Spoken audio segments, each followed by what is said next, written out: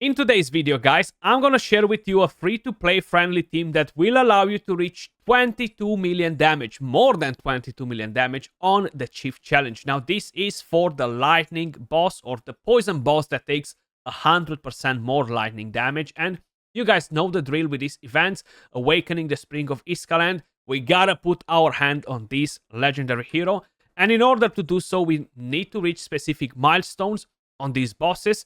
22 million being the final milestone, and the more damage we get, the merrier, because we do have a leaderboard. And if you manage to secure a pretty good ranking on here, you're gonna get some awesome rewards as well. But you know what? Today's video is kind of like meant to help people that don't have all the OP legendary heroes and artifacts. So let's dive straight into the boss.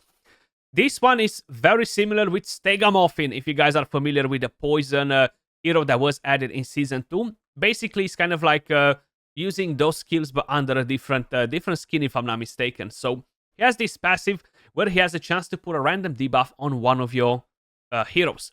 Then, with this skill, deals poison damage to the enemy with the highest attack, marking them for 6 seconds.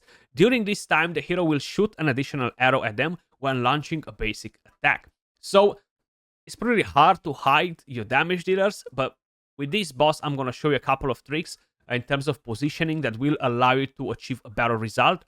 So the second skill is identical with the first, but then he has the ultimate, which covers a diamond-shaped area, summons a magic nexus that lasts 8 seconds in the target area, dealing poison damage to enemies within range every 1 second.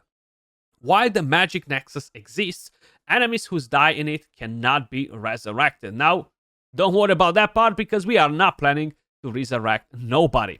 But let's head straight into it. So you will need to have a decent support hero in here. We're going to use Nathaniel, and on top of it, we're going to use Karza as the tank, guys. She is a necrosis hero, and because this time around, during the legendary event, we cannot hit the same boss multiple times, we are able to spread our elemental affinities in different teams, right? So we have a necrosis tank. It's not really going to bring us any damage, but it's going to bring us multi-hits, recharge speed penalty, decrease attack, and of course, defense down from the artifact. Then we have Vanny, we have of course Nimbus right here, we have Altair, and we have Nathaniel, who will get the job done in terms of supporting our team, you know. In terms of artifacts, that's what we have on. 2 legendary artifacts. We have the Witch's Remains, which is kind of like the main priority for every single player. The first artifact that everybody picks up. Revatrix Roots is a legendary artifact that everybody can get for free by completing the Fey Mender in Season 2. And I strongly suggest you, if you are watching from Season 2, from the past, do everything that you can to get it because it's absolutely amazing. Then right here we have the Wine of Dragon Blood, we have the Sylvester Horseshoe, and of course we have the Anti-Naias Tiara. Now, one thing that I haven't tried yet, guys, and I'm very curious to check it out. I do need to make a video comparing most of the gear sets. I did not try if the Rhapsody set deals more damage than the Emperor or vice versa on Dauntless Heroes, because this one will basically allow us to ignore defense with the basic attack. Every single one of the skills that we are using will transform into basic attacks, which means that every single bit of damage that we deal with Dauntless Heroes will ignore defense. So I'm not sure if the Emperor set will be able to make up for all of that and really increase our damage. But I will test it in a future video, probably in the next couple of days. I'll show you the total stats in a second. In terms of skill timing, that's what we have on. Is basically allowing Vanny to go first. Karza, she can just go crazy and use her ultimate whenever she wants to put all of these debuffs on. The boss is on a 18-second cycle rotation, but because of recharge speed penalty, that's going to get increased basically. So in terms of positioning, here we are. You see we have Vanny right here. She is the character with the highest attack, mainly because we have the Revatrix Roots on her. She's going to get a lot of attack because of it. And we have Karza right here. Now, if I'm keeping this positioning, what you're going to notice is that the boss with the ultimate skill will target 1, 2, and 3 characters, because Karza is not changing his focus, his gaze. Now, the boss is range. He's not going to move for anyone, okay? Keep that in mind. So we're going to have to play it a bit differently. Swap a couple of characters around. You see, he's hitting 3. So we want to avoid that just because we don't want all of them to get damage. We don't want more of them to get a decreased attack or other debuffs. So instead, if you're just doing this simple thing, you put Karza instead of Vanny. Karza will run in front, and the boss will only focus these 2. As simple as that. Now, if you are moving the characters differently on the board, either he will ignore the front line and he will target just the back line. That's another option that the boss does, which I find pretty weird, honestly. Or he can hit your entire front line. You know, he can hit all of them if you keep him here, because he has the diamond shape, right? So he's going to go diamond, bang, bang, bang. So he's going to hit everybody. That's why I'm keeping him here, because right here he cannot be touched. So we are using the HP aura from Nathaniel. Unfortunately, we do not have another one.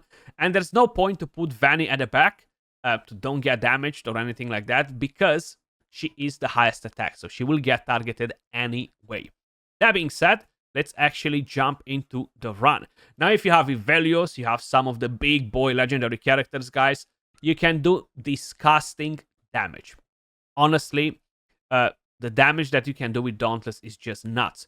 Now, this will do a pretty good job as well. Keep in mind, we are using 2 rare characters. We're using 3 epics. No legendaries whatsoever. We don't really have any mythical gear to increase our damage a lot. But if I would put mythical gear on them, that will actually allow me to get way more damage than we are. But I just want to kind of like show you with bare minimums. And I will show you my Psychic Core before I show you the builds, guys, because it's honestly not too crazy. Like, I have nothing on the last tier, and I'm going to explain you the whole thing with the Psychic Core once we get there. But you see, Vanny, she has decreased attack, she has decreased attack speed, and are all the debuffs that are coming from Stegamoffin's passive, or this boss's passive, basically, you know. There we go. She has quite a few debuffs. The good thing about it is that he doesn't hit as hard. Comparing this boss with the poison boss, the dragon, right? My god, it's just crazy. The difference. That boss did so much damage, and this one just tickles us a little bit, which is good, you know, because we can use more free-to-play friendly teams to get our job done. And even if you, by any chance, you are not able to hit 22 millions in Season 3, hitting 11 million is still enough if you can do it on every single team, you know. And I feel like if you are in Season 3 by now, you will probably be in a very similar situation with what I'm showing you right here. Maybe, let's just assume you haven't got the Revatrix roots. Maybe you were not able to defeat the Fame Mender last season, but probably you summoned a dupe by now if you summoned on the right banners, and you do have the Witch's Remains. So far, most of the free-to-play players that I'm chatting with in my Discord and just in general, they do have most of these artifacts in Season 3. Now, if you are in Season 1 or Season 2, it's a completely different story. You still have plenty of time to basically build up and develop your account. But we are at 11 million damage, guys. I'm very curious, how I mentioned, to see if the Emperor set will be the Rhapsody set on Dauntless Heroes. I find it hard to believe that it will be the damage, honestly. But I'm very, very curious to try it out and see it for myself, you know. So we have 13 million damage, 2 minutes and 20 seconds left. Of course, Nimbus is at the top here with 5 million damage. Then the rest are doing pretty good as well. Karza, I'm not even sure why we have her in the team. She's just not doing enough. But there we go. Now Nathaniel will be able to provide us shield and give us a bit of healing slowly from distance as well, with the gear set that we have equipped. Him and Karza, they have the Moonlight set. So like this, we're constantly going to gain healing on the 2 heroes at the front line that are getting hit. If no, Nathaniel will only be able to give the shield. The continuous heal will only be provided in a diamond shape to heroes that are in close proximity to him. And how you may notice, it's pretty hard to do it. Now I could move Nathaniel straight next to them. And honestly, nothing bad will happen. They will all survive. And she will get the healing too. Probably she will get the cleanse from Nathaniel as well. I should try that as well as an idea. I don't see any reason why we won't be able to do it, basically, you know. There we go, putting the shield up. Now, if you have the Book of Elminster artifact, guys, for Nathaniel is going to be much, much better. The value of the shield is increased. The duration of the shield is increased and is a legendary one. He's going to get more enlightenment. Overall, putting a bigger shield, you know. So that vanish is getting a bit lowish, but not too crazy, not too crazy. It's funny because the round before, I dealt 25 million damage. Right now, seems like we are a bit short on damage. Now, if I'm putting Nathaniel next to Vanny, that should increase a bit her damage as well, because she's going to get a cleanse, you know. So I'm going to do a run like that as well and just show you the result after to see if it got improved. Now, how I mentioned, the first run was 25 million damage that I've done before. And seems like we might be spot on with it, because we still have 16 seconds. Another round to get the ultimate in. So yeah, we are on the way to 25. So maybe we're going to get 26, 27 if Vanny is able to basically get as well up to like 30% of the damage dealt. So what do we have? What do we have in here? 25.2. Pretty good damage, right? It is a very free-to-play friendly team, guys. So we cannot expect anything too crazy. I forgot the name of this red character, sorry. But I feel like Vanny could get much closer to that in terms of damage, you know. So let's redeploy it, and I'm gonna put Nathaniel next to her. Altair, that's the name. I can put Nathaniel in here, so in a diamond shape, right? In a diamond shape, he's going to put this and dispel a debuff, you know. And like this, he's not going to get hit at the back either, you know. Or theoretically, he should not be getting hit at the back. But let's see the ultimate skill from the boss, if I need to make any adjustments.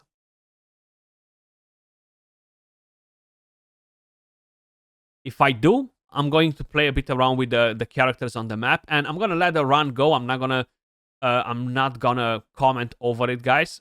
There we go. So it's perfect. I'm gonna let this run go till the end and see if Vanny will get some improvement in her damage, because Nathaniel is next to her. So how you may notice, guys, the damage doesn't really seem to be improved by a lot. Maybe we got a couple of 100k extra in, but that's about it. So all that decreased attack or decreased attack speed that we are getting on Vanny is not really making us lose a lot of damage or anything like that. So you can position them however you guys want. If you keep Nathaniel closer to them like this, they'll probably be in a better position to survive. You don't need to stress too much about the gear that they have on or stuff like that. So we gained 500k damage, but that can be a bit of an RNG, of course, on crit hits or stuff like that. So overall, definitely not too bad from a team like this, right? And let me just quickly show you the Psychic Core. Once we get into the Otherworld event, we're going to get way more damage from this team. So my Psychic Core, guys, is basically identical on every single elemental affinity right now. I have nothing on the last tier, and I do have the extra 10% damage from here for the lightning and necrosis too. So it's not a crazy Psychic Core considering that we are so far into season 3, you know.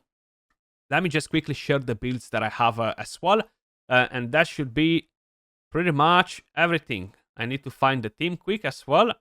That's not the one, and this is the one actually. So we have team number 3. This is Kyrza right here on a Moonlight set. These are her total stats: 74k HP, 3.6k defense, and I have 300 accuracy, a bit of an overkill, 20 skill haste. Then we have Nimbus. He has the Wine of Dragon Blood.